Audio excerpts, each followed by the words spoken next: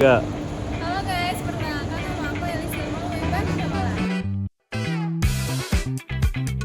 Halo guys, hari ini aku Muhammad Fahmi. Kalian boleh panggil aku Fahmi. Perkenalkan, nama saya Helmi Ahmad Fauzan. Saya biasa dipanggil Helmi. Dan Halo guys, perkenalkan nama saya Zikri Sani Ramadan Nur Jamil, biasa dipanggil Zikri. Salam kenal ya.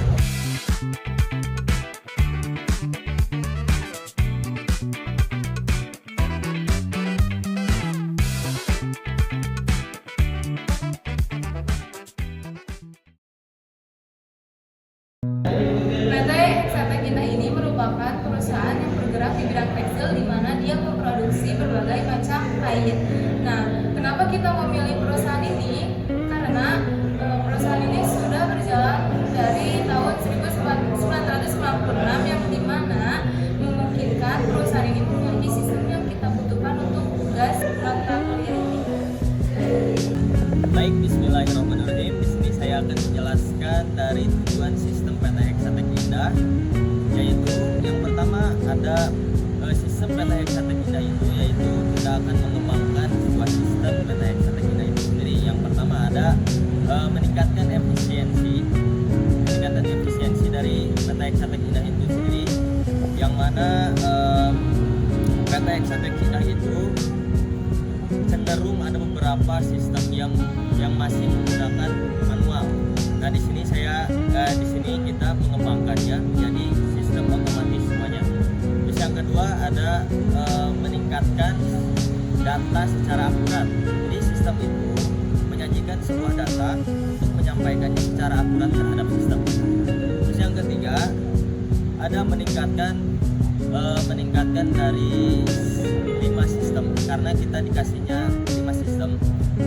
Jadi kita itu akan mengembangkan 5 sistem. Yang pertama ada sistem karyawan, yang kedua ada sistem pembelian, yang ketiga ada sistem order produksi, dan yang keempat ada order pesanan, dan yang kelima ada sistem penjualan. Nah, masing-masing sistem tersebut kita sudah mengembangkannya sesuai dengan kriterianya masing-masing supaya lebih efektif dan lebih efisien lagi. Terus yang terakhir yaitu meningkatkan atau mengurangi kesalahan risiko yang akan didapatkan oleh sistem itu sendiri. Jadi kita mengembangkannya sesuai dengan sistem yang telah berjalan dan meminimalisir sebuah risiko yang akan ditanggulangi oleh sistem itu sendiri. Terima kasih. sebelumnya saya ingin mengucapkan terima kasih dulu kepada divisi yang bersangkutan, yaitu divisi IT dan divisi personalia yang telah kita wawancari kali ini.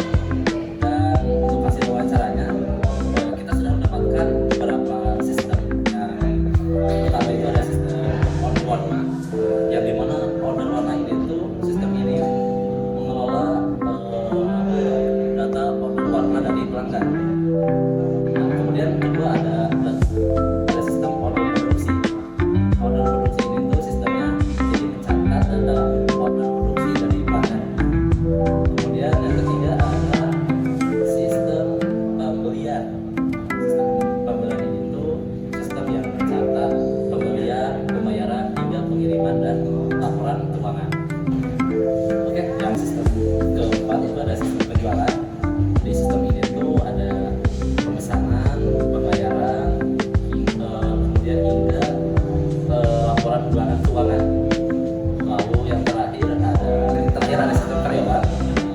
Sistem ini tuh mengharuskan karyawan untuk melakukan absen menggunakan fingerprint dan juga mencatat cuti dan izin beserta upah otomatis.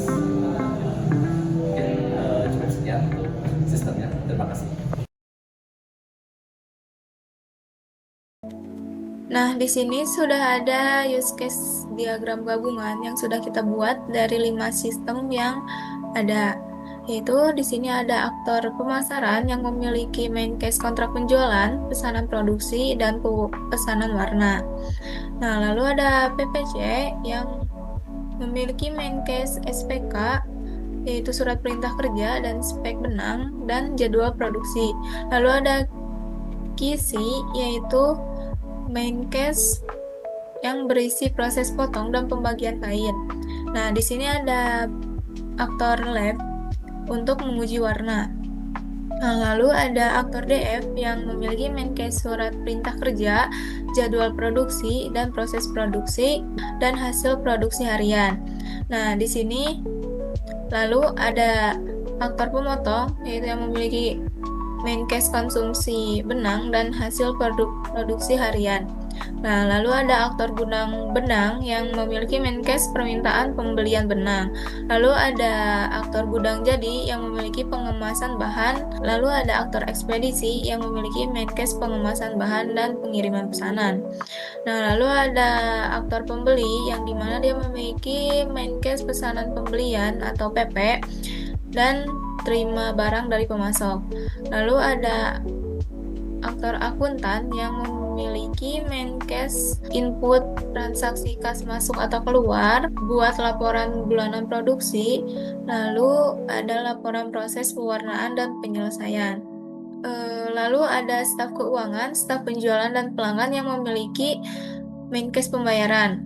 Nah, di mana pelanggan dan staf penjualan ini dilanjut memiliki main case data pesanan. Lalu ada staf gudang yang memiliki main case ke data pesanan juga. Nah, lalu ada main case menyiapkan barang dan retur penjualan yang dimana staf penjualan juga ikut serta dalam main case ini. Lalu ada buat laporan bulanan yang dibuat oleh aktor staf penjualan. Nah, lalu ada staf gudang yang memiliki main case permintaan pembelian barang. Lalu ada staf pembelian yang dimana dia memiliki main case pesanan pembelian. Lalu pemasok pun masuk dalam main case itu. Lalu staf pembelian memiliki main case terima barang dan retur barang tidak sesuai. Nah, lalu ada staf keuangan memiliki main case proses pembayaran. Nah, ada aktor karyawan dan personalia HRD yang memiliki main case absensi, lalu data karyawan, dan laporan yang hanya diakses oleh personalia.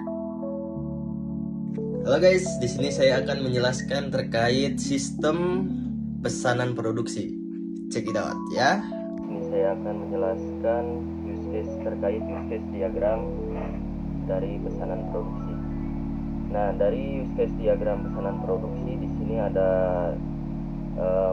7 aktor, yang mana dari masing-masing aktor tersebut memiliki perannya masing-masing. Pertama yaitu pemasaran. Pemasaran ini memiliki main case yaitu ada 2, yaitu kontrak penjualan dan pesanan produksi. Nah, dari pesanan produksi juga di situ ada include dan extend-nya, yaitu include-nya yaitu validasi data dan extend-nya yaitu permintaan desain khusus.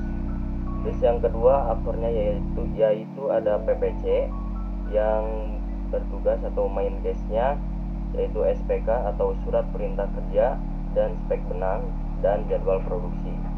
Include-nya yaitu hitung kebutuhan harian. Terus yang ketiga aktornya yaitu ada KC yang main case-nya ada proses potong dan pembagian kain.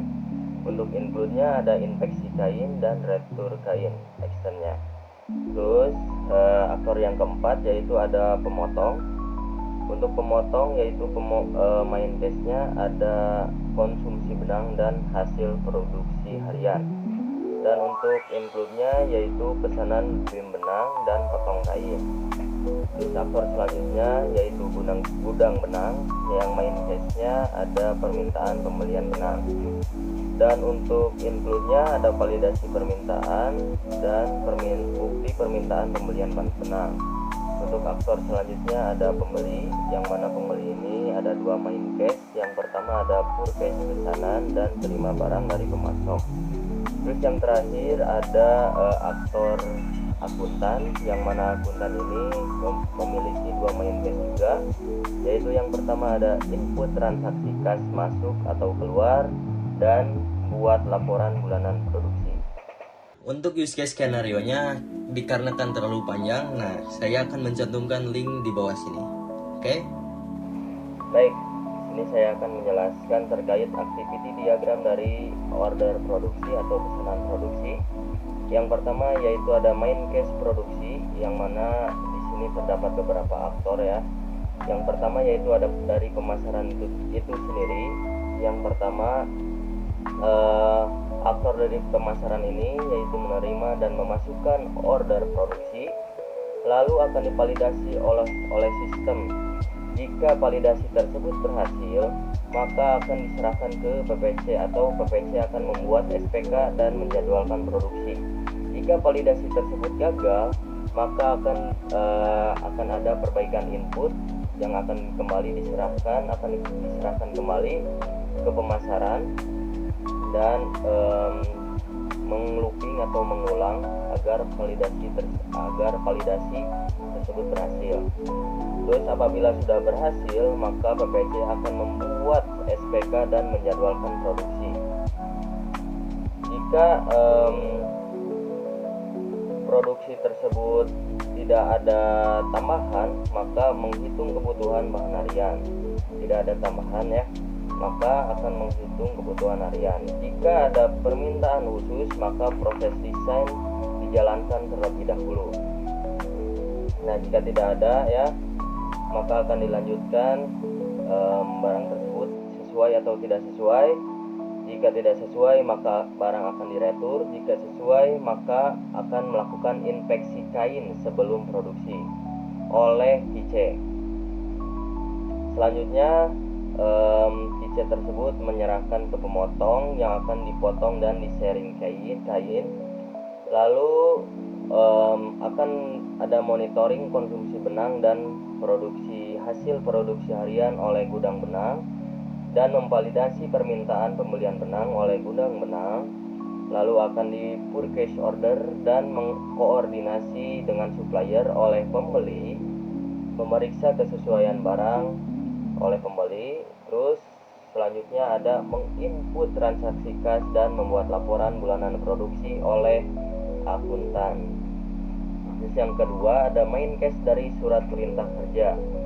Untuk surat perintah kerja di sini aktornya yaitu banyak ya. Yang pertama ada PPC. PPC ini yang pertama atau yang paling menonjol dari surat perintah kerja itu yaitu PPC. Yang pertama yaitu ada menerima data order produksi yang sudah divalidasi, lalu menentukan spesifikasi benang yang dibutuhkan, lalu ada membuat jadwal produksi. Jika jadwal tersebut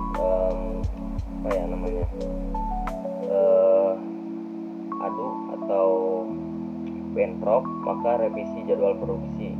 Jika tidak, menghitung kebutuhan bahan harian. Lalu menghitung kebutuhan harian, lalu menerbitkan surat perintah kerja yang akan ditinjau oleh manajemen. Ini surat perintah kerja. Jika tidak disetujui, akan dilakukannya revisi sesuai arahan dari manajemen. Lalu akan melooping ke PPC itu sendiri. Jika sudah disetujui, maka surat perintah kerja didistribusikan ke departemen terkait, yaitu ada marketing, QC, knitting, gudang benang, dan lain sebagainya.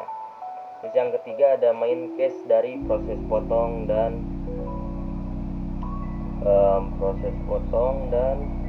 pembagian kain, yang aktornya terdiri dari pemotong ya. Pemotong di sini yaitu menerima SPK dan bahan dari gudang benang, lalu menyiapkan mesin potong, lalu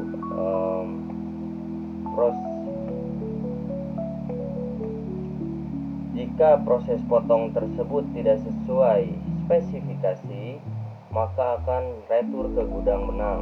Jika sudah sesuai spesifikasi, maka akan melakukan potong sesuai spesifikasi, lalu akan dilakukannya proses sharing yang akan dilakukan oleh pemotong, lalu akan melakukan inspeksi hasil potongan yang akan dilakukan oleh QC, lalu hasil produksi tersebut dicatat dan dilaporkan ke gudang benang.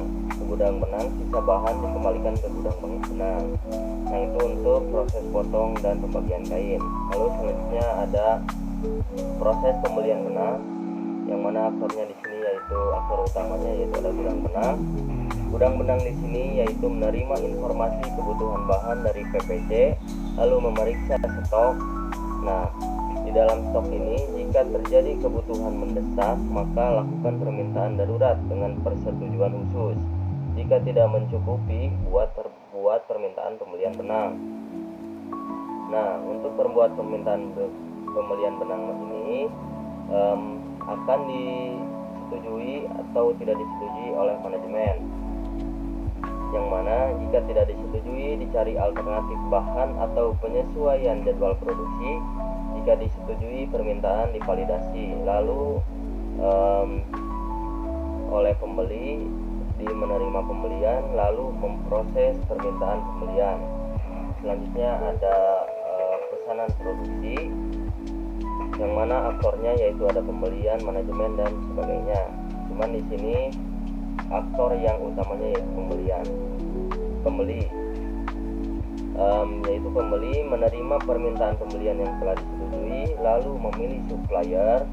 Nah, di dalam supplier ini di dalamnya yaitu PO. Jika di dalam PO itu ada perubahan, maka PO harus direvisi. Jika tidak ada perubahan, maka akan dilanjutkan membuat PO selanjutnya. Lalu PO di sini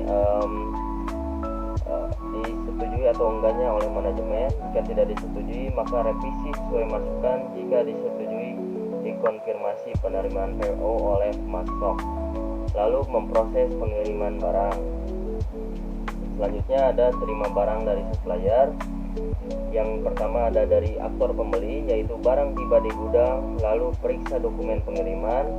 Nah, di dalam pas ke QC, maka dari barang ini jika tidak sesuai spesifikasi, maka penolakan dan pengembalian. Jika sesuai, maka diterima, lalu akan diserahkan ke gudang benang. Di gudang benang ini memeriksa kuantitas barang, lalu akan dikirim oleh ke pemasok.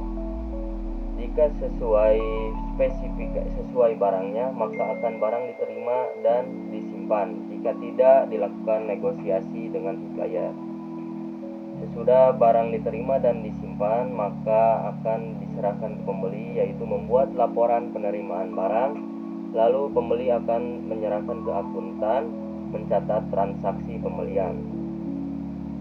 Selanjutnya ada input transaksi kas. Yang pertama yaitu ada aktornya utama yaitu akuntan, yang mana akuntan ini menerima dokumen transaksi, memverifikasi dokumen. Nah, di dalam memverifikasi dokumen ini ada if di sini jika transaksi khusus tersebut tidak sesuai atau tidak sesuai. Jika tidak sesuai, memerlukan persetujuan manajemen sebelum diproses. Jika sudah disetujui, maka memasukkan data transaksi ke sistem. Nah, sesudah memasukkan ke sistem, jika ada kesalahan input, dilakukan koreksi transaksi dengan prosedur dan tertentu. Jika sudah tidak ada kesalahan input, menghasilkan bukti transaksi. Nah, bukti transaksi ini disimpan dan dilaporkan.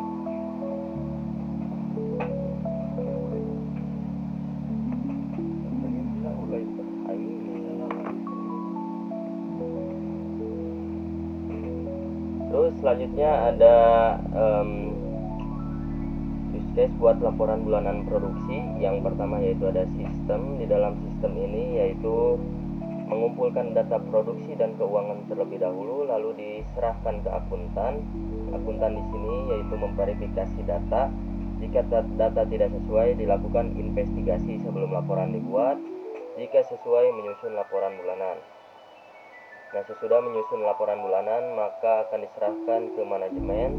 Jika ada permintaan revisi, maka lakukan penyesuaian laporan.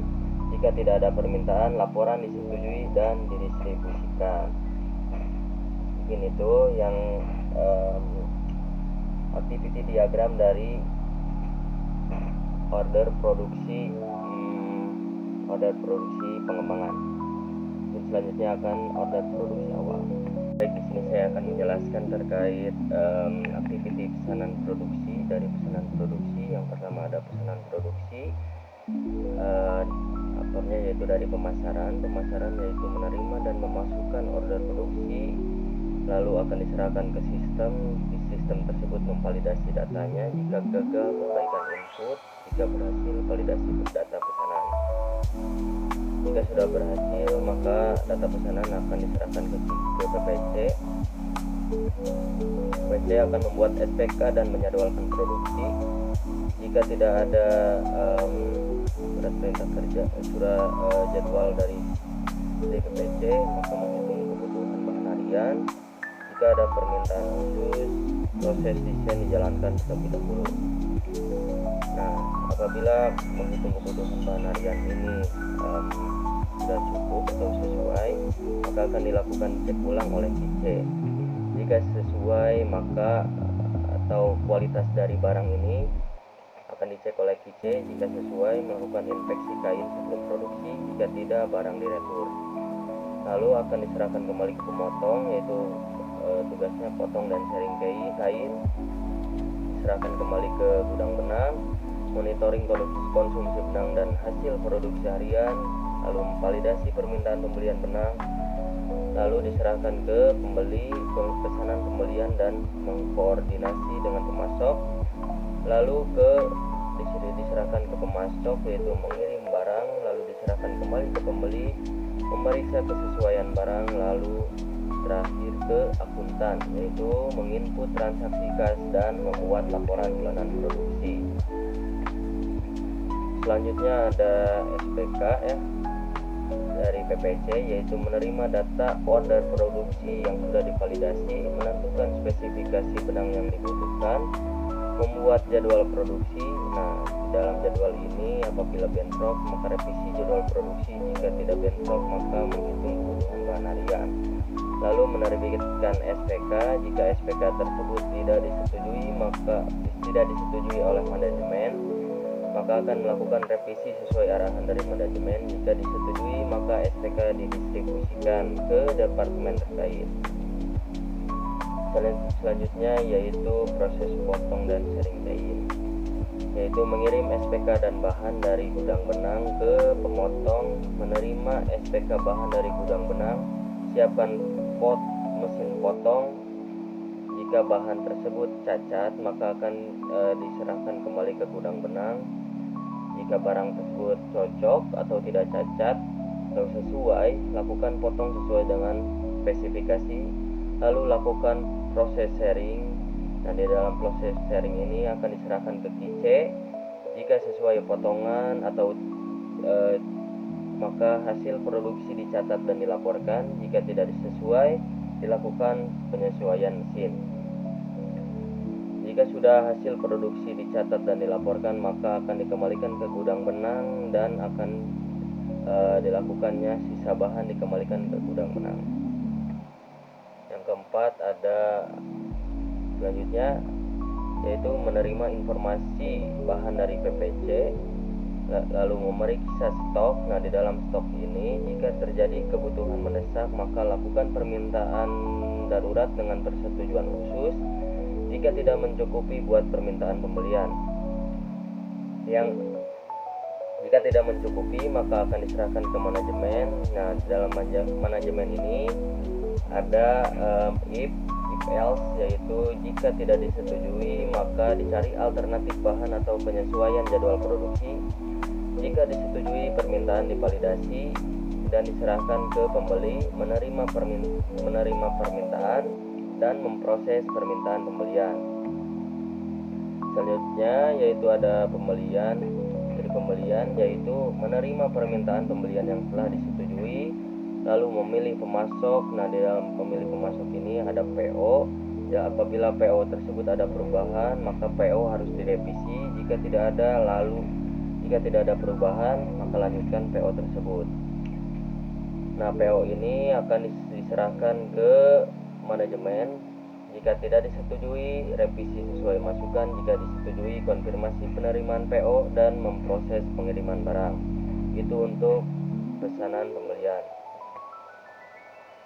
Terus selanjutnya ada dari pembeli, aktornya yaitu pembeli, KIC, gudang benang, pemasok, dan akuntan. Dari pembeli ini barang tiba di gudang, lalu periksa dokumen pengiriman, lalu akan diperiksa dulu oleh KIC barang tersebut. Apabila tidak sesuai spesifikasi, penolakan dan pengembalian. Jika sesuai, diterima. Sudah diterima maka akan dicek oleh gudang benang, yaitu kuantitas barangnya. Jika sudah dicek maka akan diserahkan ke pemasok. Jika barang tersebut sesuai atau tidak sesuai, dilakukan negosiasi dengan supplier. Jika sesuai, barang diterima dan disimpan. Jika barang sudah diterima dan disimpan, maka akan diserahkan ke pembeli, membuat laporan penerimaan barang, lalu akan diserahkan ke akuntan, mencatat transaksi pembelian. Selanjutnya yaitu mencatat transaksi kas masuk dan keluar, yaitu oleh akuntan. Menerima dokumen transaksi, memverifikasi dokumen. Nah, di dalam memverifikasi dokumen ini jika ada transaksi khusus maka memerlukan persetujuan manajemen sebelum diproses. Jika tidak ada, memasukkan data transaksi ke sistem. Jika sudah memasukkan data transaksi ke sistem, jika ada kesalahan input, dilakukan koreksi transaksi dengan prosedur tertentu. Jika tidak ada, menghasilkan bukti transaksi, dan bukti transaksi disimpan dan dilaporkan. Lalu yang terakhir, laporan bulanan produksi yang diawali oleh sistem, mengumpulkan data produksi dan keuangan. Dari sistem lalu akan ke akuntan. Nah, akuntan di sini memverifikasi data. Jika data tidak sesuai, dilakukan investigasi sebelum laporan dibuat. Jika sesuai, menyusun laporan bulanan. Nah, jika ada revisi, lakukan penyesuaian laporan. Jika tidak ada, laporan disetujui dan didistribusikan. Itu untuk activity diagram awal ya. Baik, selanjutnya saya akan menjelaskan terkait sequence pesanan produksi, yang mana di sini ada PPC, pemasaran, menu utama, menu order produksi, database order produksi, database SPK, hitung kebutuhan bahan, aktor pemotong, database inspeksi kain, gudang benang, dan lain sebagainya. Nah, di sini yang pertama-tama yaitu ada dari pemasaran. Pemasaran ini kita akan login terlebih dahulu ke menu utama. Jika sudah login, maka klik menu order produksi. Jika sudah ke menu utama, maka akan input data ke menu order produksi. Maka akan validasi data ke database order produksi, lalu mengirim pesan ke menu order produksi. Jika invalid atau valid, itu bisa dicek sesuai frame-nya masing-masing. Terus mengirim data ke database SPK. Apabila sudah mengirim data ke database SPK, maka akan diambil data tersebut oleh PPC. Lalu PPC mengirim data ke database hitung kebutuhan bahan. Lalu hitung kebutuhan bahan akan mengirim pesan ke PPC, diterima oleh PPC. Lalu hitung kebutuhan bahan ini juga bisa mengirim data ke database inspeksi kain. Lalu akan diambil data oleh pemotong, dan pemotong akan memvalidasi data ke gudang benang. Nah, gudang benang di sini akan menyerahkan atau mengirim pesan ke pembeli, lalu mengirim data, pembeli mengirim data ke transaksi kas, dan database transaksi kas ini akan diambil datanya oleh akuntansi, dan akuntansi akan menyerahkan ke database laporan produksi. Nah, untuk sequence dari order produksi mungkin cukup segitu. Di sini saya akan menjelaskan tentang sistem order warna. Bismillahirrahmanirrahim. Di sini saya akan menjelaskan use case diagram pesanan order warna. Di use case ini terdapat 7 aktor. Pertama ada pemasaran. Aktor ini bisa melakukan pesanan warna Kemudian bisa include validasi data warna dan extend permintaan desain khusus. Lalu berikutnya ada aktor dari lab, bisa melakukan uji warna, include verifikasi sampel warna.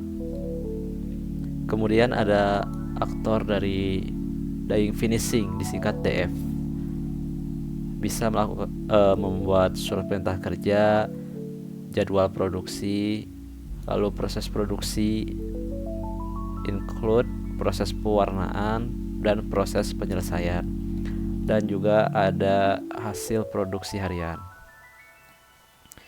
Kemudian ada gudang jadi, dia bisa hasil produksi harian juga. Lalu ada pengemasan bahan, include verifikasi bahan packing list.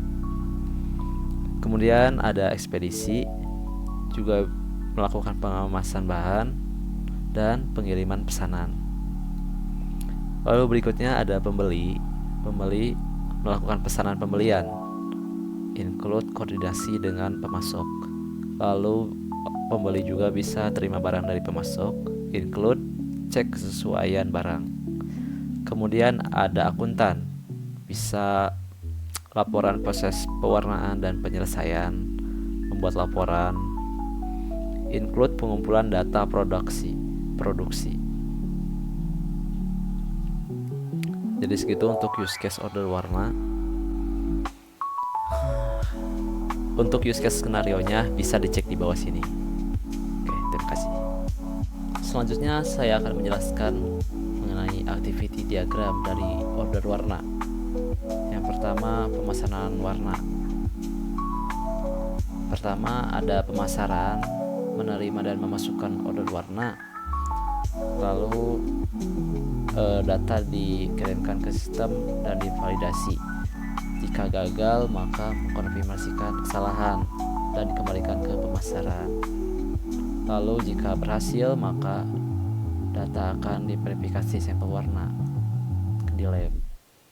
Lalu masuk ke desain khusus untuk memverifikasi sampel warna. Jika ada permintaan, maka proses desain khusus dilakukan sebelum produksi warna. Kemudian jika tidak ada, maka proses permintaan desain khusus dijalankan. Lalu dyeing finishing akan menerima surat perintah kerja dan lalu dyeing finishing akan menerima surat perintah kerja dan jadwal produksi, lalu menjalankan proses penerimaan pewarnaan dan proses finishing. Kemudian hasil produksinya akan dicek kesesuaiannya. Jika tidak sesuai standar, maka akan melakukan perbaikan dan pengulangan proses pewarnaan atau finishing. Jika sesuai, maka melaporkan hasil produksi harian ke gudang jadi. Gudang jadi akan melakukan packing material dan verifikasi packing list. Kemudian ekspedisi akan melakukan pengiriman tentunya. Nah, jika ada masalah dalam pengiriman, maka akan mengatur ulang proses pengiriman. Jika tidak ada masalah, maka mengatur delivery order. Kemudian pembelian akan membuat PO, lalu pemasok akan mengirim barang, dan terakhir akuntan akan mengumpulkan data bulanan dan membuatkan laporan. Gitu. Lalu selanjutnya untuk activity diagram order warna, kita akan masuk ke use case uji warna. Di sini pemasaran melakukan mengirim sampel warna. Lalu sampel warna diterima oleh lab, dan lab menyiapkan alat uji dan bahan, kemudian dilakukan pengujian. Nah, jika terjadi kesalahan, maka mengulang proses pengujian sampai tidak terjadi kesalahan. Kemudian dicek juga warnanya, diuji warnanya. Jika tidak sesuai, maka warna direvisi. Namun jika sesuai, maka validasi hasil uji. Kemudian mengirim hasil uji ke DF dyeing finishing, dan dyeing finishing terima hasil uji. Setelah itu selesai. Selanjutnya activity diagram order warna yang ketiga, yaitu surat perintah kerja. Yang pertama ada PPC, membuat SPK berdasarkan order. Kemudian SPK dikirimkan ke DF. Nah, jika SPK tidak sesuai, maka akan melakukan revisi dan dikembalikan ke PPC. Namun jika sesuai, akan dibuatkan jadwal. Nah, setelah dibuatkan jadwal, DF akan mulai persiapan produksi. Setelah itu DF akan mengirim dan pembeli akan mempersiapkan bahan semua SPK. Setelah itu selesai. Berikutnya ada jadwal produksi. Ya, pertama PPC akan membuat jadwal produksi, lalu mendistribusikan jadwal. Kemudian jadwal itu dikirimkan ke dyeing finishing. Nah, di DF dyeing finishing akan memperkirakan prioritas. Jika ada perubahan, maka sesuaikan jadwal. Nah, jika tidak ada, maka mempersiapkan mesin dan operator. Setelah itu dikirim ke pembeli, lalu pembeli akan mengecek bahan.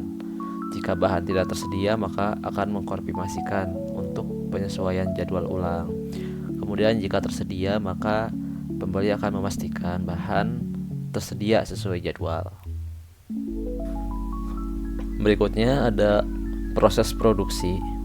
Yang pertama, DF mempersiapkan mesin dan bahan. Kemudian jika mesinnya terjadi masalah, maka produksi dihentikan dan dilaporkan ke maintenance. Jika tidak ada masalah, maka proses pewarnaan dijalankan. Lalu setelah proses pewarnaan, menjalankan proses finishing. Kemudian quality control akan mengecek produk. Jika tidak lolos, maka akan dikembalikan ke dyeing finishing ke awal. Namun jika lolos, maka DF akan melaporkan hasil produksi. Selanjutnya ada hasil produksi harian. Pertama, DF mengumpulkan data hasil produksi harian dari proses pewarnaan dan finishing. Kemudian quality control akan cek produk. Jika tidak sesuai, maka dilakukan perbaikan. Namun jika sesuai, maka akan dikirim ke DF lagi dan akan mengkonsolidasi data hasil produksi dan kualitas. Kemudian menyerahkan laporan hasil produksi harian, dikirim ke PPC. Lalu PPC akan mengecek kelengkapan data. Jika data tidak lengkap, maka akan diverifikasi ulang dan pelaporan ulang. Namun jika data lengkap, data akan diterima dan melakukan monitoring terhadap hasil produksi. Berikutnya ada pembungkusan bahan. Pertama, DF mengirim produk, lalu produk diterima gudang jadi. Setelah itu gudang jadi melakukan packing ya.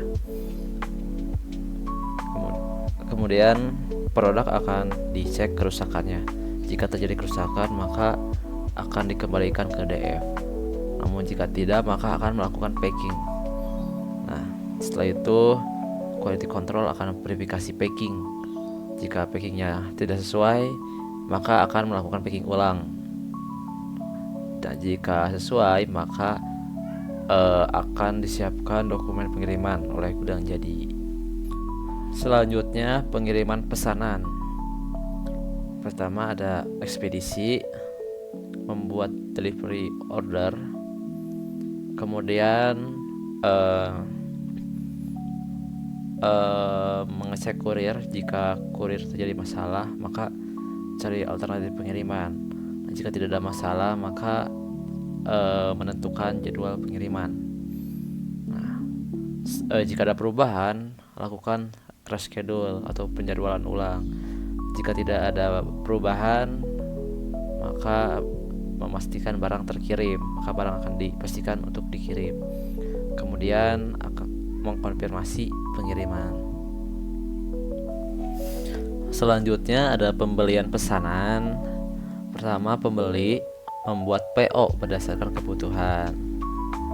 Kemudian setelah membuat PO dikirim ke pemasok.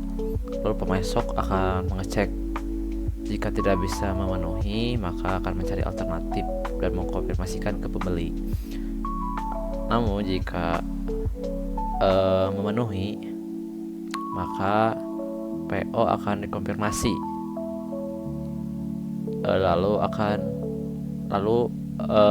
pembeli akan mencatat PO ke sistem. Selanjutnya ada terima barang dari supplier. Pertama, pemasok akan mengirim barang, lalu barang akan diterima oleh gudang dan dicek kerusakannya. Jika rusak, maka akan membuat laporan kerusakan. Jika tidak, maka akan dikirim ke pembeli dan pembeli akan memverifikasi sesuai PO. Setelah itu barang akan diperiksa kualitasnya oleh quality control. Jika tidak sesuai spesifikasi, maka melakukan return. Jika sesuai spesifikasi, maka gudang akan mencatat penerimaan barang. Yang terakhir ada laporan proses dan penyelesaian. Pertama ada DF yang mengirim data produksi. Kemudian data akan dikumpulkan oleh akuntan, lalu dicek. Jika tidak sesuai, maka akan minta revisi. Jika sesuai, maka akan memverifikasi data.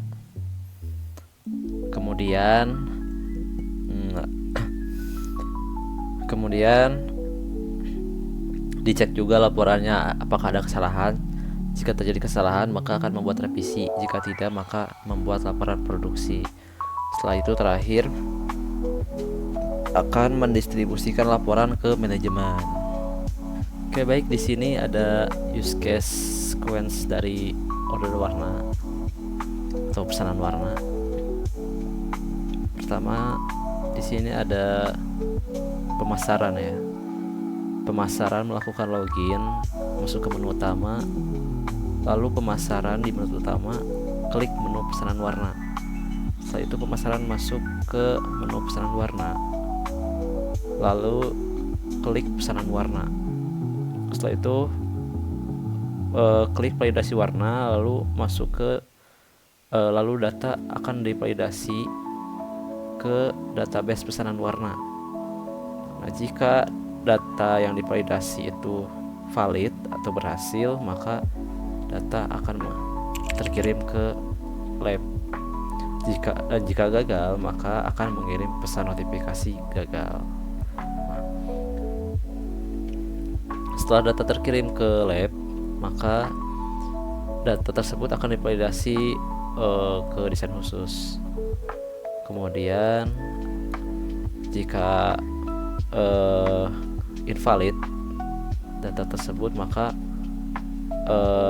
akan mengirimkan pesan notifikasi ke aktor lab. Dan jika data tersebut valid atau berhasil, maka data akan dikirimkan ke dyeing finishing. Lalu di dyeing finishing, data akan dikirim ke gudang jadi. Dan gudang jadi ini akan memverifikasi data tersebut ke daftar kemasan. Jika data tidak terverifikasi,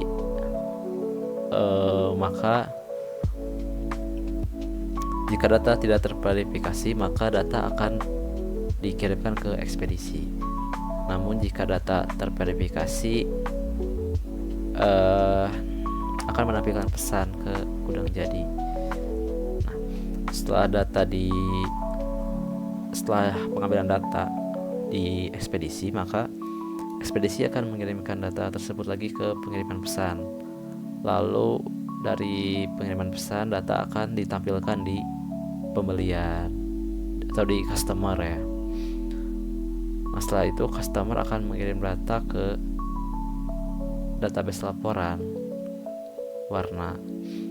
Lalu database laporan warna itu akan mengirim data lagi ke akuntan, dan akuntan akan menampilkan data database laporan.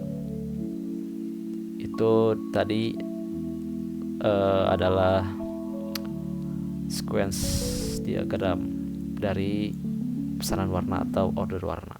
Kemudian di sini ada kelas diagram dari order warna. Yang pertama di sini ada order warna memiliki atribut sebagai berikut, dari ID order sampai request khusus. Lalu untuk fungsinya ada what order. Kemudian di sini ada one to many ke delivery order. Atributnya mulai dari ID DO hingga status kirim. Fungsinya kirim barang. Nah, kemudian one to many-nya ekspedisi. Atributnya ID ekspedisi dan nama. Untuk fungsinya antar barang. Lalu di sini ada one to many juga, marketing. ID marketing, atributnya ID marketing hingga nomor HP. Fungsinya buat permintaan warna. Lalu di sini ada one to many ke uji warna dengan atribut ID uji hingga validasi dengan function validasi warna. Lalu one to many ke lab, atributnya ID lab dan nama. Fungsinya lakukan uji warna. Lalu di sini ada one to many ke SPK, atributnya mulai dari ID SPK hingga status. Fungsinya generate SPK. Kemudian ada one to many PPC, atributnya ID PPC dan nama. Kemudian fungsinya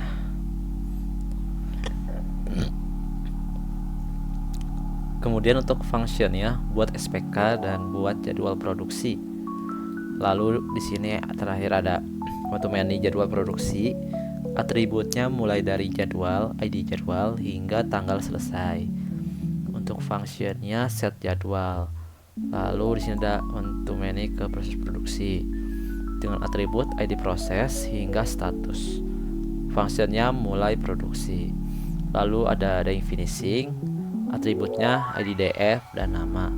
Fungsinya produksi. Dan terakhir ada one to many quality control, atributnya ID QC dan nama.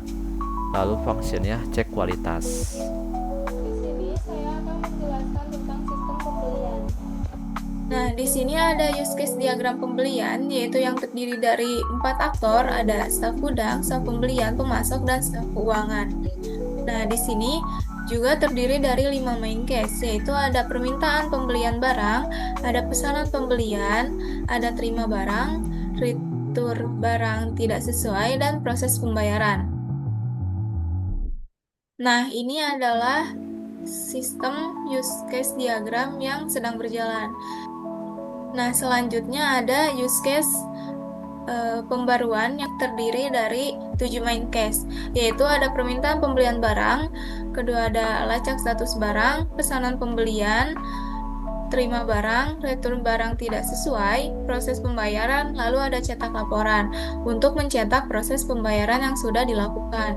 Nah, yang ini melacak status barang yang akan dikirimkan oleh staf gudang ke staf pembelian. Nah, untuk use case skenario-nya ada di bawah sini. Baik, selanjutnya ada activity diagram. Di sini ada activity dari main case permintaan pembelian barang, yang dimana staf gudang login ke sistem, lalu sistem menampilkan dashboard, lalu staf gudang memilih buat permintaan pembelian barang, lalu sistem menampilkan formulir permintaan. Nah, lalu staf gudang mengisi detail barang, menyimpan permintaan, dan sistem memvalidasi data, lalu menampilkan konfirmasi berhasil, lalu membuat bukti permintaan, mengirim notifikasi, dan staf pembelian menerima notifikasi permintaannya. Lalu ada activity diagram pembelian pesanan yang dimana staf gudang login ke sistem dan lalu sistem menampilkan dashboard. Nah, lalu staf gudang memilih buat permintaan pembelian barang, lalu sistem menampilkan formulir permintaan, lalu staf gudang mengisi detail barang dan menyimpan permintaan. Nah, sistem melakukan validasi data, lalu menampilkan konfirmasi berhasil, lalu membuat bukti permintaan dan mengirim notifikasi, dan staf pembelian menerima notifikasi permintaan tersebut. Selanjutnya ada activity diagram retur barang tidak sesuai, yaitu staf gudang akan mengidentifikasi barang retur, lalu akan login ke sistem, lalu sistem akan menampilkan dashboard, staf gudang memilih retur barang, sistem akan menampilkan formulir retur, lalu staf gudang memilih PO atau detail penerimaan. Selanjutnya, sistem akan menampilkan detail barang, dan staf gudang akan mengisi detail retur, menyimpan data retur, dan sistem akan memvalidasi data retur, dan menghasilkan dokumen retur, lalu memperbarui stok gudang, dan mengirim notifikasi kepada staf pembelian dan supplier. Mereka akan menerima notifikasi retur dan dilanjutkan ke staf gudang yang akan mengemas barang retur, dan supplier akan menerima barang returnya. Nah, selanjutnya ada activity diagram proses pembayaran, yaitu staf keuangan akan menerima notifikasi, lalu akan login ke sistem, dan sistem akan menampilkan dashboard, lalu staf keuangan memilih proses pembayaran, lalu sistem akan menampilkan daftar tagihan, lalu staf keuangan akan memilih tagihan atau PO, dan sistem akan menampilkan detail pembayarannya. Lanjut, staf keuangan akan memverifikasi dokumen, mengonfirmasi pembayaran, dan memproses pembayaran. Lanjut ke sistem yang memvalidasi transaksi, memperbarui status pembayaran, lalu dilanjut ke staf pembelian yang menerima bukti pembayaran, dan supplier yang menerima notifikasi pembayaran.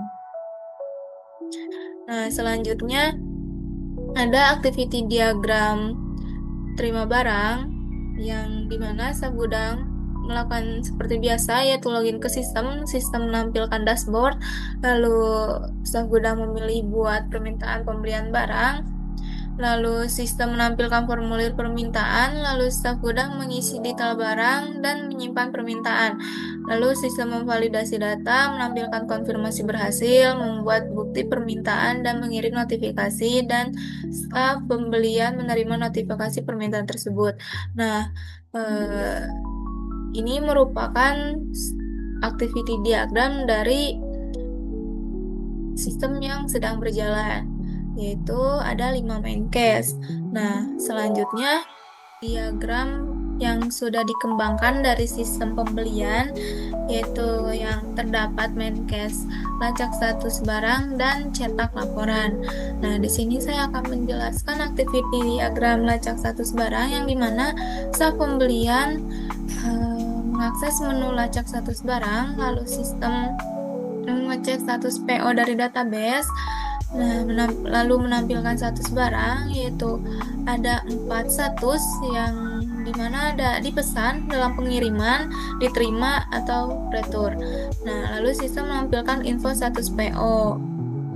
Nah, selanjutnya staf pembelian dan staf gudang bisa melihat status barang sudah di mana.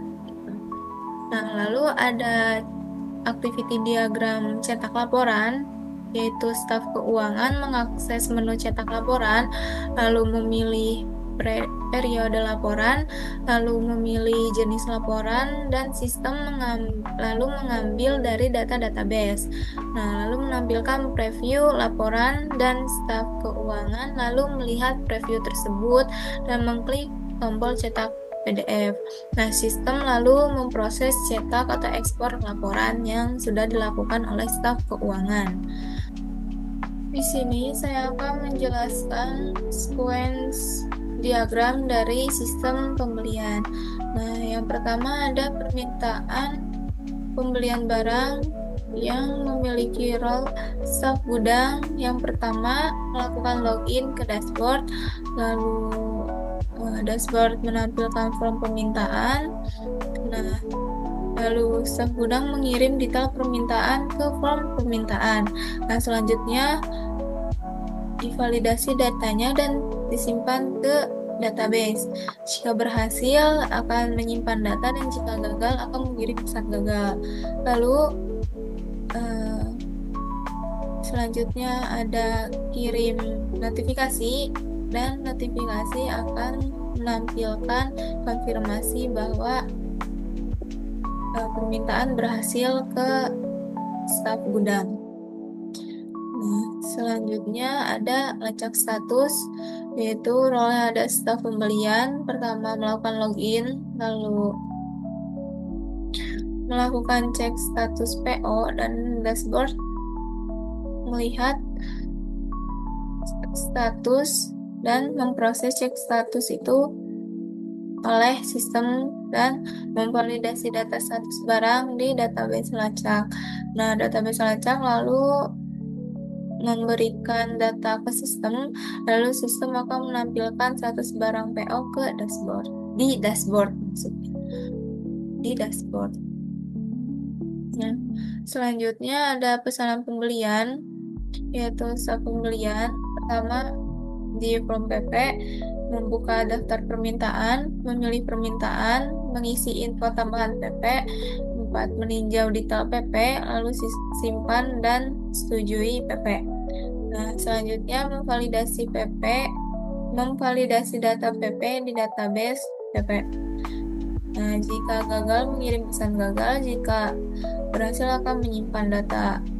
Nah, lalu form PP akan menghasilkan dokumen PP dari database yang sudah tersimpan, lalu staf pembelian menerima dokumen PP yang sudah disimpan di database.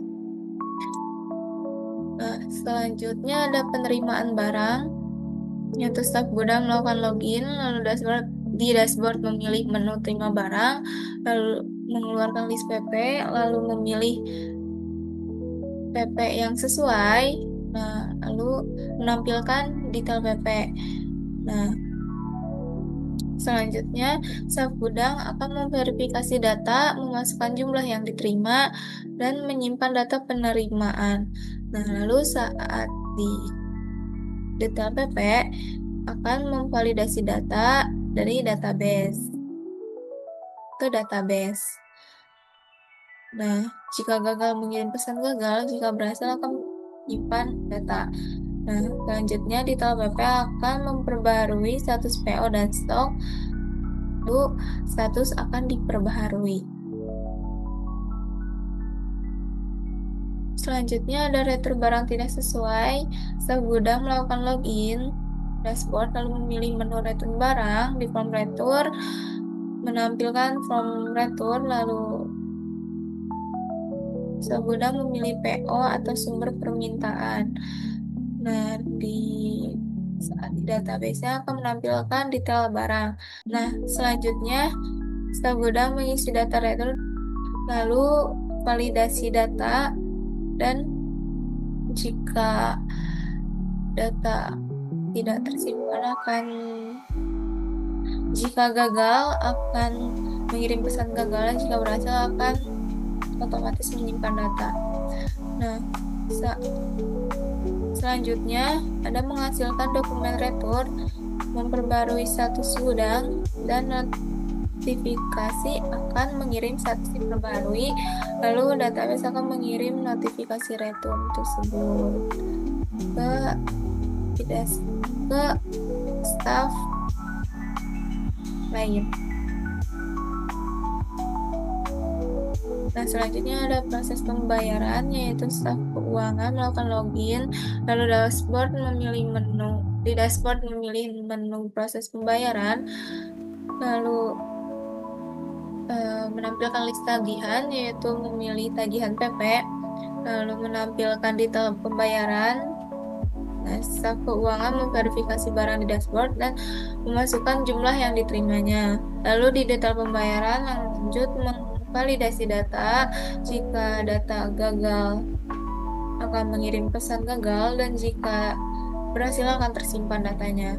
Lalu akan memperbarui status pembayaran, dan status akan diperbarui. Selanjutnya akan mengirim bukti pembayaran.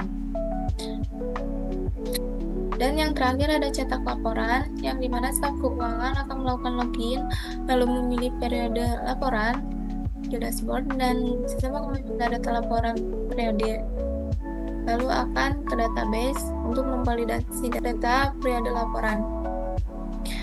Nah, selanjutnya staf keuangan akan memilih jenis laporan, lalu akan meminta data jenis laporannya. Dashboard akan meminta data jenis laporannya, lalu akan divalidasi oleh sistem ke database laporan, dan sistem akan menampilkan preview laporannya.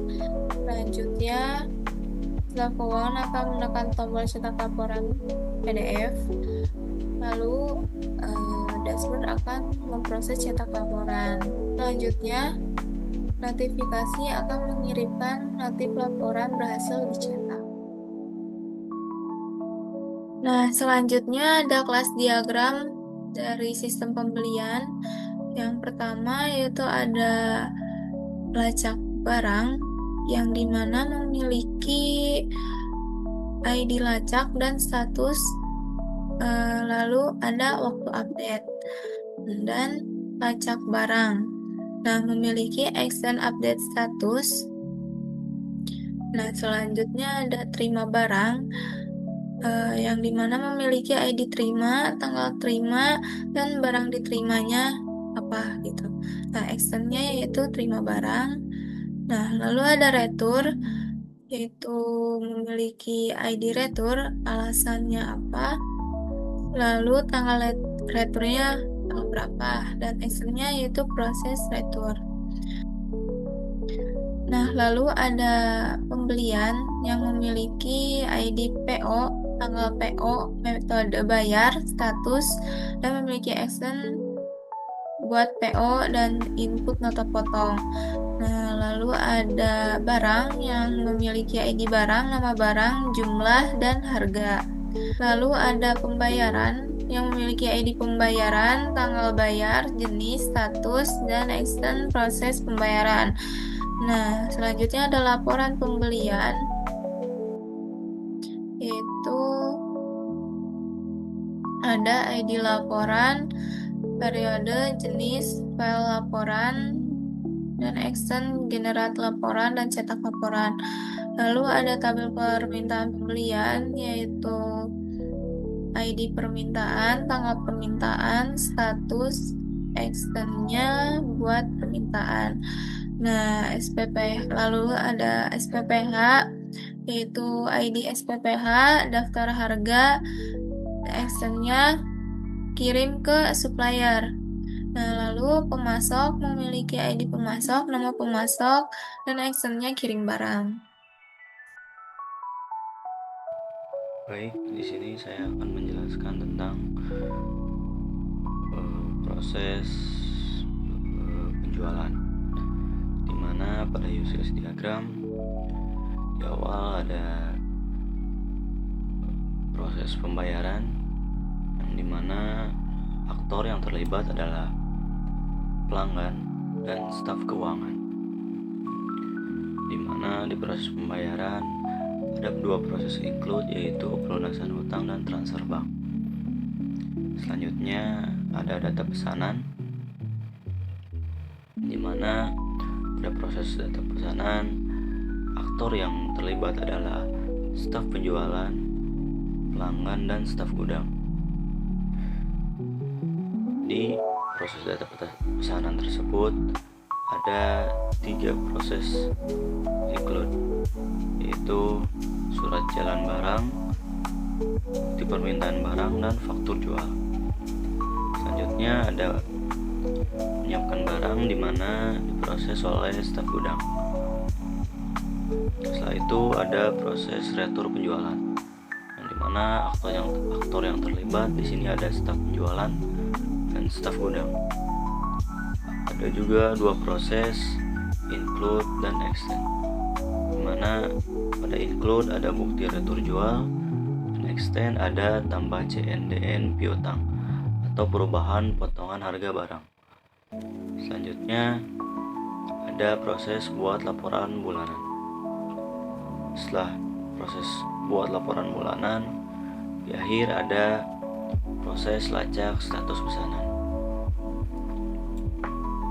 Lanjut ke use case skenario pada proses penjualan.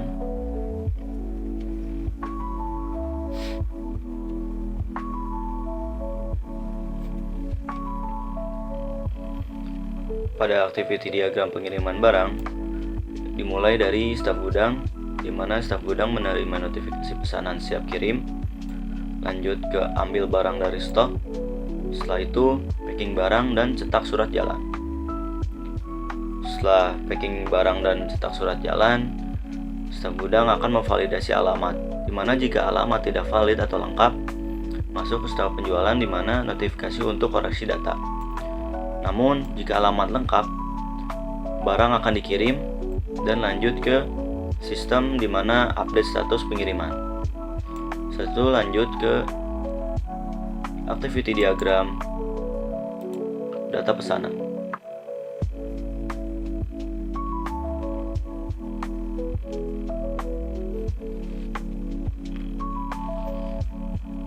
Di activity diagram data pesanan dimulai dari pelanggan atau customer, di mana pelanggan membuat pesanan barang. Lanjut ke staf penjualan. Setelah membuat pesanan barang, staf penjualan menerima permintaan barang tersebut. Setelah itu lanjut ke sistem. Pada proses sistem akan mengecek ketersediaan barang. Jika barang tidak tersedia, sistem akan memberi notifikasi yaitu barang tidak tersedia. Namun jika barang tersedia, sistem akan input data dan pesanan dan buat faktur.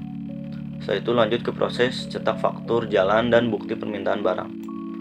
Setelah itu lanjut ke activity diagram retur penjualan, yang dimana dimulai dari pelanggan, yaitu prosesnya mengajukan retur barang, masuk prosesnya ke sistem, di mana sistem memverifikasi invoice dan alasan retur.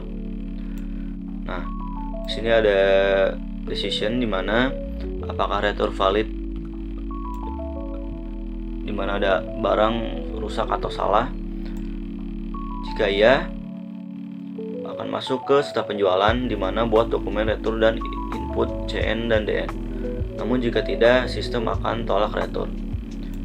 Nah, jika iya, buat dokumen retur dan input CN/DN akan masuk ke proses sistem, yaitu sistem akan mengupdate piutang dan stok. Terakhir, masuk ke activity diagram lacak status pesanan, di mana pada proses ini dimulai dari pelanggan atau customer, di mana pelanggan akan proses akses form lacak status pesanan. Lalu masuk ke sistem, di mana di sistem akan mengecek status PO dari database, menampilkan status pesanan, lalu menampilkan info status PO atau pre-order. Setelah itu masuk ke pelanggan kembali, yaitu pelanggan akan melihat status barang. Lanjut ke sequence diagram, di mana pada awal proses penjualan ada proses pembayaran pada proses penjualan, di mana pelanggan membuka menu utama. Saat masuk menu utama, pelanggan akan memilih menu pembayaran. pada menu pembayaran akan mengecek jumlah pembayaran dan masuk ke database pembayaran. Saat masuk ke database, setelah dicek, nanti akan menampilkan jumlah pembayaran yang akan ditampilkan di menu pembayaran. Setelah itu, pada menu pembayaran akan melakukan pembayaran dengan proses transfer, giro, atau bank. Jika gagal, akan menampilkan pesan pada menu utama. Namun jika berhasil, staf keuangan akan mencatat pembayaran tersebut. Setelah itu, lanjut ke proses selanjutnya, yaitu data pesanan, di mana pelanggan akan ke menu utama, di mana saat di menu utama pelanggan akan memilih halaman pesanan. Setelah itu, pelanggan akan memilih barang dan masuk ke halaman pesan barang. Setelah masuk ke halaman pesan barang, akan memvalidasi ketersediaan dan masuk ke database barang apakah tersedia apa tidak. Jika tersedia, akan muncul pesan, lalu pesanan akan dicatat. Jika tidak, akan muncul pesan di mana barang tidak tersedia. Setelah itu, staf penjualan akan buat berkas surat untuk pesanan tersebut. Lanjut ke proses pengiriman barang, di mana staf gudang akan ke halaman utama atau ke menu utama. Lalu staf gudang akan menerima notifikasi, di mana setelah itu akan memvalidasi alamat di proses surat jalan. Jika invalid, proses akan melakukan penjadwalan ulang.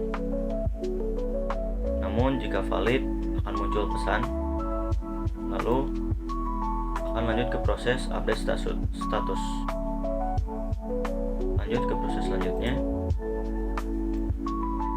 itu penjualan, di mana pelanggan akan mengklik menu retur dan akan mengisi data. Setelah itu akan masuk ke proses validasi data atau condition requirements. Setelah itu akan pada proses tersebut akan menampilkan pesan. Saat menampilkan pesan, berarti tandanya valid. Jika invalid, akan menampilkan pesan bahwa proses itu invalid. Namun jika valid, staf penjualan akan mengirimkan data.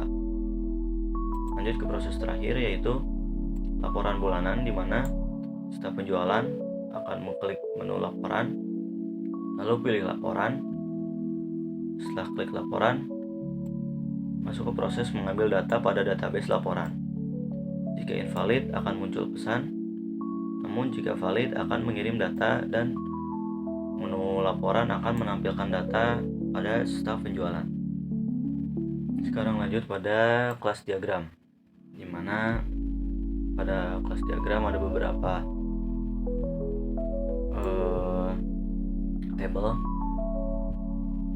Pertama ada tabel pelanggan atau customer, di mana di dalamnya ada ID string, nama dengan string, alamat dengan string juga, ada nomor HP dengan string, lalu ada buat pesanan, void, ada lihat status pesanan yaitu void, dan pembayaran juga void, dan ajukan retur juga itu void, karena terhubung dengan tabel pesanan, yaitu dimana pesanan ada ID pesanan yang berupa string, ada tanggal pesanan yang berupa date atau tanggal, juga ada status pesanan yang berupa string, dimana di bawahnya ada buat faktur. Di sini ada faktur jual, juga ada cek ketersediaan barang, di mana di sini ada menggunakan bolehan, lalu proses pesanan dengan menggunakan void, di mana pada tabel pesanan ini juga terhubung ke tabel-tabel lain Yang pertama ada barang pesan, di mana pada barang pesan ada ID yang menggunakan string, nama barang yang menggunakan string, ada jumlah yang menggunakan integer, dan ada harga satuan yang menggunakan double. Di bawahnya juga ada hitung total yang menggunakan double. Lalu tabel pesanan juga terhubung dengan faktur jual, di mana faktur jual ada ID faktur yang menggunakan string, ada total bayar yang menggunakan double, ada juga tanggal faktur yang menggunakan date atau tanggal. Di akhirnya ada cetak faktur yang menggunakan void. Selanjutnya tabel pesanan juga terhubung dengan retur penjualan, yang dimana pada retur penjualan ada ID retur yang menggunakan string, ada alasan yang menggunakan string, ada status yang menggunakan string, dan tanggal retur yang menggunakan date atau tanggal. Di bawahnya ada buat nota kredit yaitu void. Juga ada verifikasi retur boolean, di mana retur penjualan terhubung dengan staf penjualan, yang dimana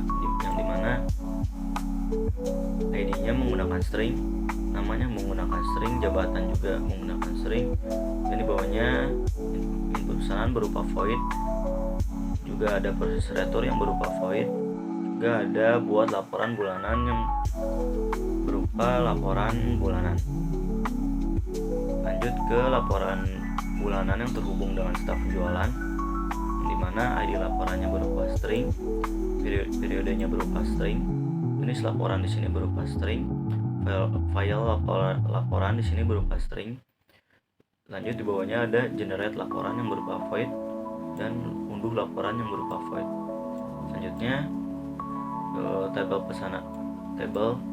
pesanan pun terhubung dengan tabel pengiriman, di mana pada ID pengiriman berupa string. Selanjutnya ada tanggal kirim yang berupa date atau tanggal. Lanjut ada status yang berupa string. Bawahnya ada cetak surat jalan yang berupa void dan ubah jadwal yang berupa void, di mana tabel pengiriman tersebut terhubung dengan staf gudang, di mana ID-nya berupa string dan nama berupa string.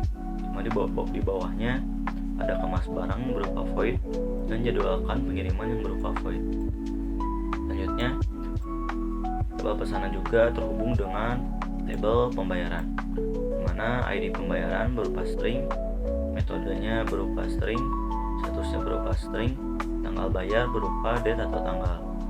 Di bawahnya ada verifikasi pembayaran yang menggunakan boolean. Lanjut pada tabel pembayaran terhubung dengan staf keuangan, yang dimana ID berupa string, nama berupa string, dan di bawahnya ada catat pembayaran berupa void dan verifikasi giro yang berupa boolean. Mungkin sekian dari proses penjualan yang saya sampaikan tentang proses pada sistem karyawan, yang dimana pertama-tama kita akan menjelaskan tentang pada use case diagram terlebih dahulu, yang dimana use case diagram karyawan ini dimulai dari absensi, di mana aktor yang terlibat antara lain adalah karyawan itu sendiri dan personalia atau HRD. Di mana pada proses absensi ini ada dua proses, di mana satu ada proses include. Pada proses include ini ada mengajukan cuti atau izin, dan proses extend di mana ada melihat upah. Lanjut ke proses atau use case data karyawan, di mana aktor yang terlibat di sini ada karyawan dan juga personalia atau HRD. Lanjut ke proses atau use case laporan, yang di mana aktor yang terlibat di sini ada personalia atau HRD.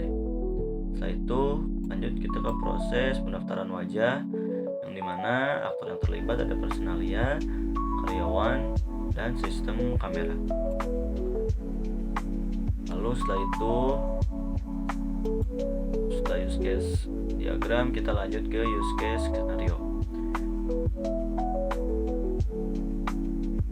Pada activity diagram ada beberapa prosesnya itu pertama ada absensi, di mana di awal ada karyawan yang dimana ada proses pendaftaran wajah jika belum terdaftar.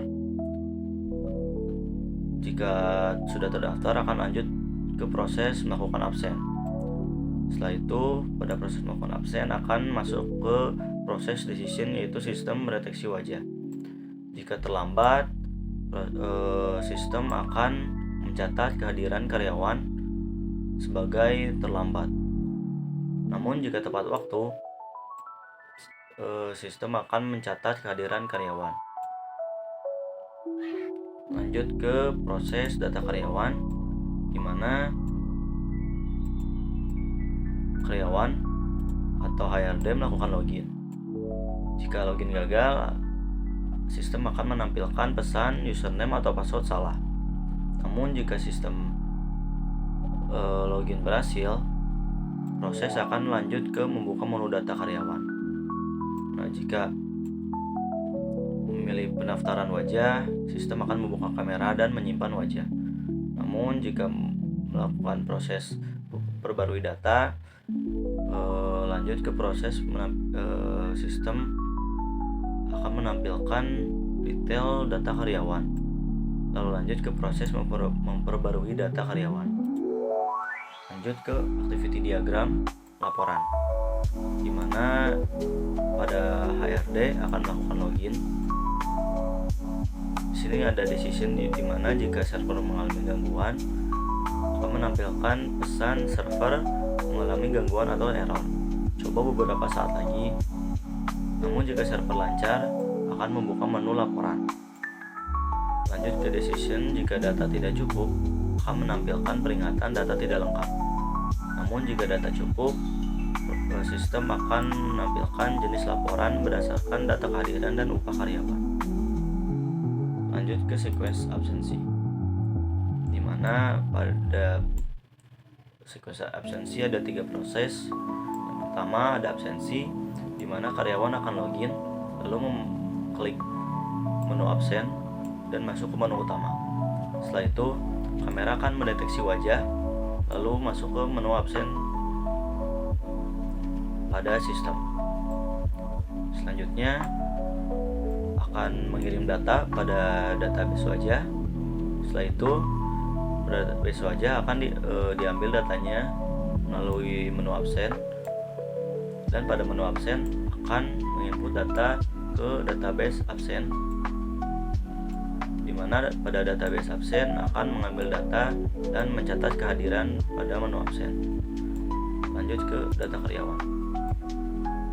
Pada data karyawan atau HRD akan login dan klik menu data karyawan. Masuk ke menu utama, di mana karyawan atau HRD akan klik periksa data karyawan dan masuk ke menu data karyawan, lalu kirim data dan masuk ke database data karyawan.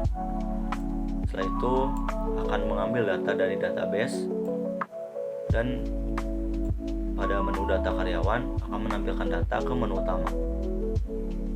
Lanjut akan klik menu perbarui data dan masuk menu perbarui data, di mana akan kirim data ke database karyawan. Setelah itu akan diambil data lagi dan masuk ke menu data karyawan, lalu akan ditampilkan di menu utama.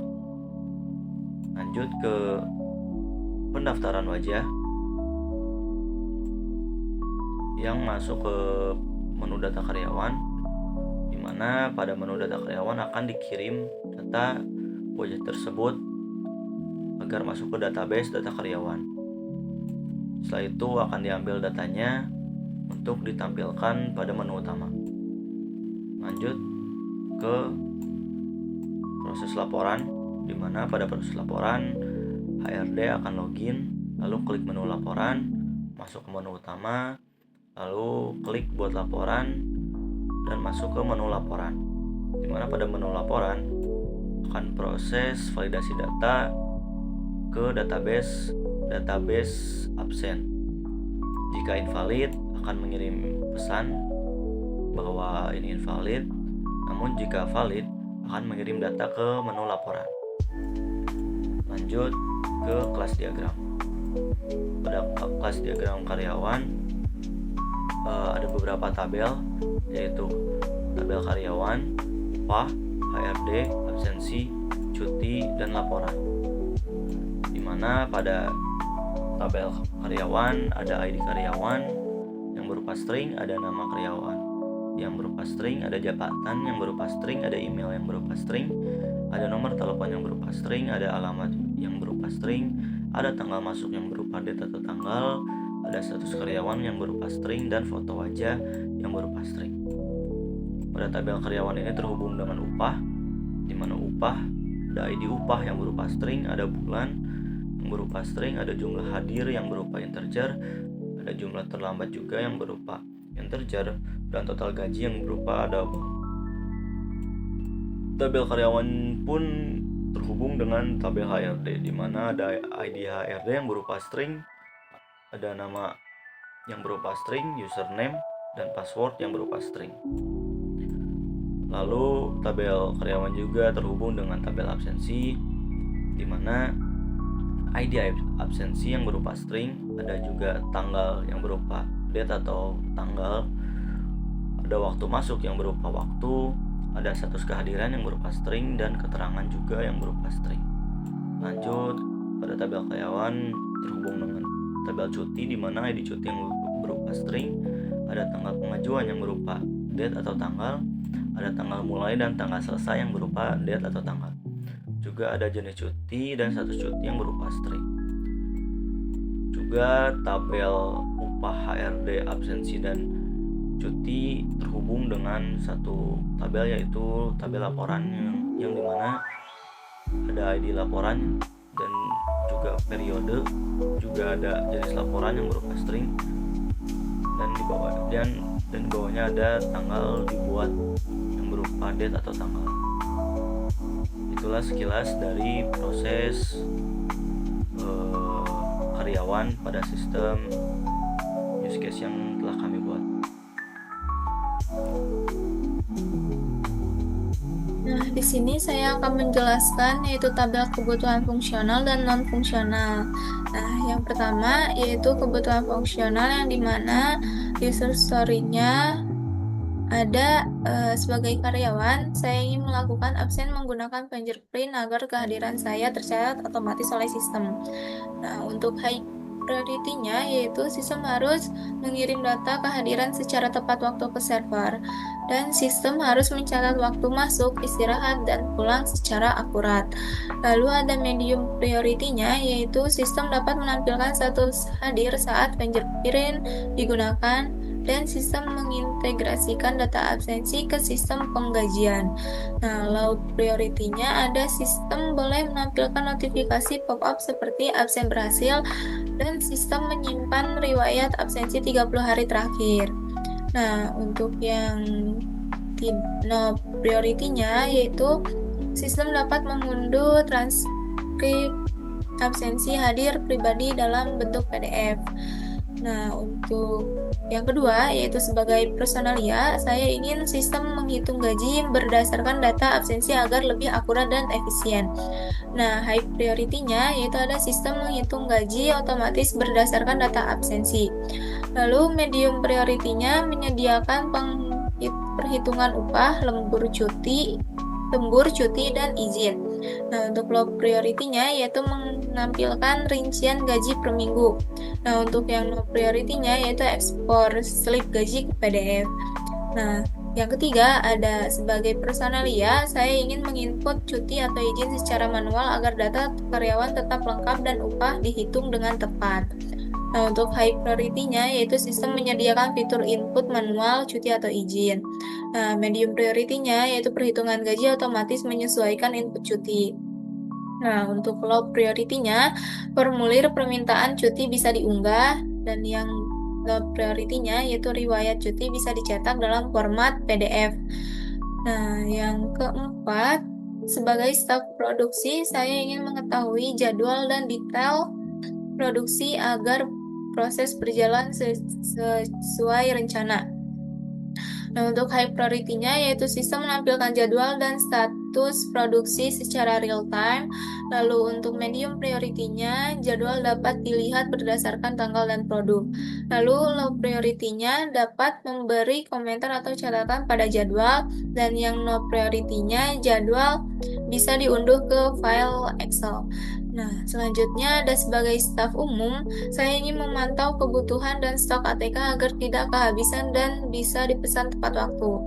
Nah, untuk high priority-nya, sistem mencatat dan menampilkan jumlah stok ATK secara akurat. Lalu medium priority-nya, sistem memberi peringatan saat stok hampir habis. Nah, untuk low priority-nya menampilkan riwayat permintaan atau pembelian ATK. Nah, untuk yang no priority-nya ekspor laporan ATK ke file Excel. Nah, selanjutnya ada sebagai staf gudang, saya ingin mencatat keluar masuk barang dengan barcode agar data stok lebih akurat dan cepat diakses. Nah, untuk high priority-nya, sistem mendukung input barcode untuk setiap transaksi. Untuk medium priority-nya ada otomatis menghitung sisa stok dan memberi update secara real time. Nah, untuk low priority-nya menampilkan grafik pergerakan stok mingguan. Nah, untuk yang no priority-nya yaitu fitur cetak barcode baru dari sistem. Nah, sebagai bagian akunting, saya ingin mendapatkan laporan otomatis agar memudahkan pembuatan laporan keuangan. Nah, untuk high priority-nya, sistem membuat laporan penjualan, pembelian, dan stok otomatis. Untuk medium priority-nya dapat diakses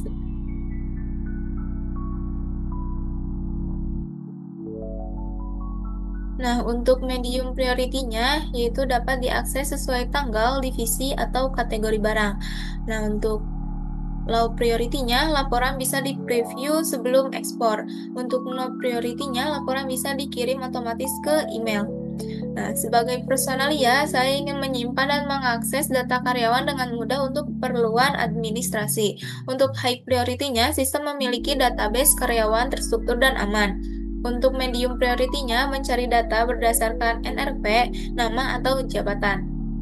Nah, untuk low priority-nya, tampilan profil karyawan bisa dikustomisasi. Nah, untuk no priority-nya, data bisa diunduh dalam format Word atau Excel. Nah, selanjutnya sebagai staf biasa, saya ingin bisa melihat data tertentu saja tanpa bisa mengubahnya agar sistem tetap aman. Nah, untuk high priority-nya yaitu sistem menerapkan hak akses per pengguna, yaitu ya read only. Nah, untuk medium priority-nya laporan yang bisa dilihat hanya yang relevan. Nah, untuk low priority yaitu tampilan bisa disesuaikan, ya mungkin dari dark mode atau light mode dan yang lain-lain.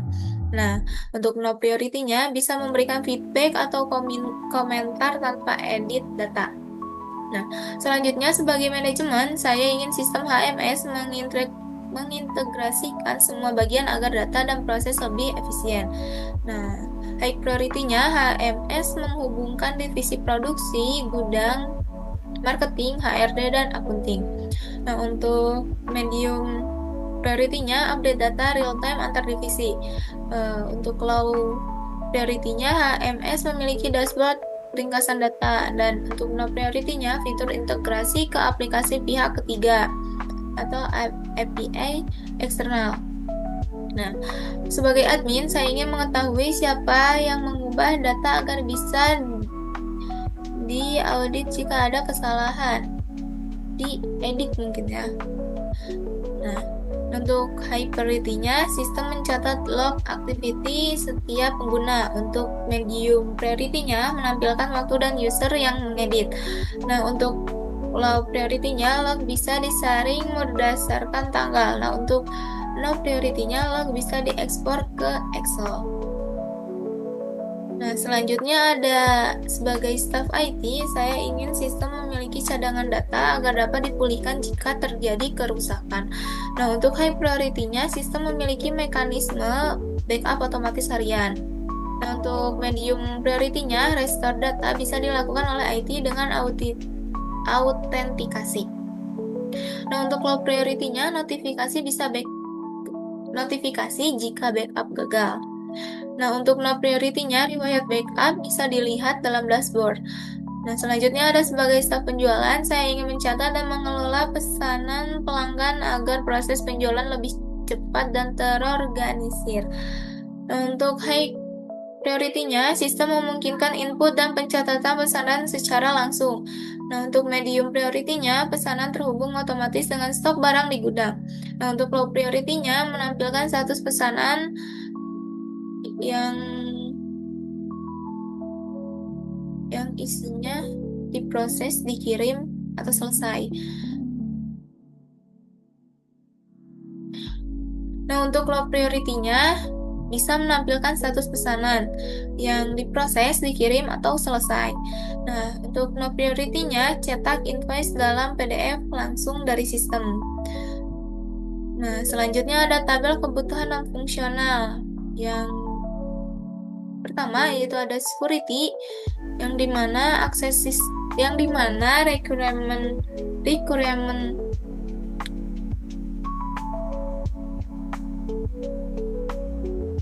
yang pertama ada security, yaitu akses sistem dilindungi dengan password dan hanya pengguna tertentu yang dapat mengakses fitur tertentu. Nah, untuk scope atau how-nya, setiap pengguna memiliki username dan password masing-masing. Hanya admin, misalnya, atau HRD atau IT yang memiliki hak akses penuh atas data tersebut. Nah, akses dibatasi berdasarkan perangkat dan divisi. Setiap perubahan data akan tercatat usernya. Nah, untuk availability, yaitu sistem tersedia setiap saat untuk semua divisi, dari produksi, gudang, HRD, marketing, dan yang lainnya. Nah, untuk scope-nya, yaitu sistem dapat digunakan 24/7 untuk absensi dan monitoring, atau bisa di setiap saat lah ya. Nah, lalu IT melakukan maintenance rutin tiap 3-6 bulan untuk memastikan sistem selalu tersedia. Server dan jaringan disiapkan agar tidak mudah down. Selanjutnya ada performance, yaitu sistem harus mampu bekerja cepat dan stabil untuk memproses banyak data harian dari berbagai departemen. Nah, scope-nya, sistem harus merespon input seperti fingerprint dalam waktu kurang dari 3 detik. Nah, proses perhitungan gaji atau laporan dihitung maksimal dalam hitungan menit. Performa diperiksa saat maintenance rutin. Nah, yang terakhir ada usability, yaitu sistem HMS harus bisa dikembangkan agar mencakup seluruh fungsi perusahaan dalam satu platform. Nah, scope-nya, sistem dirancang dengan antarmuka sederhana, tersedia form siap pakai, yaitu absensi, surat cuti, dan lain-lainnya, dan menampilkan info jelas saat input NRP. User awam bisa langsung paham tanpa pelatihan intensif. Mungkin sekian penjelasan tabel fungsional dan non-fungsional dari saya untuk sistem yang sudah kami buat.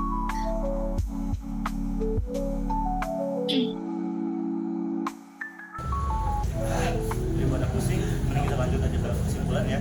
Nah, dari kesimpulan yang tadi kita jelasin, di mana PT Exatek ini ada 2 sistem besar nih.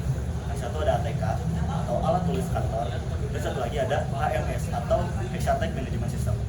Di mana dari 2 sistem ini kita telah ambil beberapa operasi sistem yang akan kami jadikan seperti tadi, use case diagram, sequence diagram, dan yang lainnya, di mana nanti kita akan analisis dan juga kembangkan.